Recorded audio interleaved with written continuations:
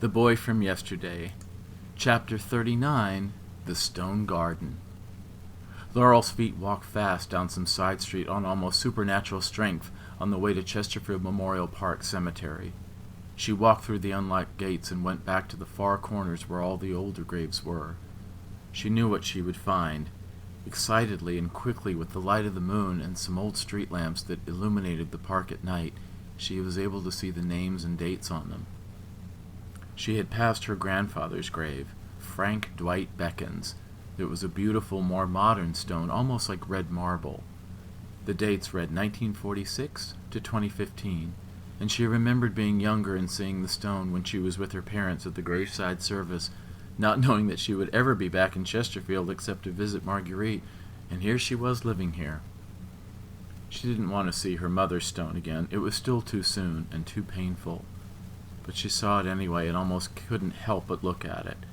Annette Beckins Humphrey, 1971 to 2019, loving wife and mother. She moved to the second row quickly, toward the fence and among the older stones. She saw the stones in quick succession and was reminded of grand stories on the demise of each of them from her research. Her great-grandfather, Oliver Nathan Beckins, 1915 to 1995, prostate cancer. There was another for Thomas James Beckins, 1893 to 1967. Then she saw it, in a grand old style of stone with clear lettering despite the somewhat stained white marble, Samuel Oliver Beckins, 1868 to 1938. She did the math. 70. She heaved a sigh of relief. Tom had done it. He had saved Sam, and Sam lived to be 70 years old. She ran her hands over the top of the stone to feel that it was real. She knelt down to get a better look directly at the stone. She looked and saw both of her hands on the stone, fully visible and intact, a little flushed in the cool air, and a gloriously chipped right index fingernail. She laughed to herself that she was never so glad to see a chipped fingernail in all her life. That meant she was real, she was alive, and here to stay. She stood up and looked around excitedly at the stones further back on the lot. She was drawn to one that seemed prettier than all the others, but older. It was white marble, too, but with ornate carving on the sides. On the front, at the top, was a circle in the stone. Inside the circle was a crescent moon. She read the inscription. Thomas James Flannery, 1870 to 1918. Her eyes welled up and a lump came to her throat. Still she smiled. It was Tom's. She did the math. She calculated. 48. Her heart sank. Then she remembered there was a worldwide flu epidemic in 1918 that killed millions around the world. Tom must have died then. She choked back tears again, knowing that Tom must have had only enough medicine to cure Sam, but none left over to save for himself later. She wanted to kick herself for not clearing out Marguerite's surplus medicines and shoving them in every pocket Tom had, but she hadn't thought of that. He hadn't either. They were so focused on saving Sam and saving Laurel. Neither of them knew that the need for medicine to face all kinds of medical challenges would extend far beyond 1890. She read more of the stone beneath Tom's name and dates. General, United States Army, our hero. Tom must have gone on to be a general, probably in World War I, 1914 to 1917. The life that he had after going home was full, including being a hero. But he had come home to Chesterfield, a war survivor, only to succumb to flu just afterward. A slightly newer-looking stone stood next to Tom's. Laurel wasn't sure what it would say, but she moved in front of it to get a look. Mary Shiflett Flannery, 1867 to 1941. That must have been Tom's wife. Laurel did the math again. She was 74.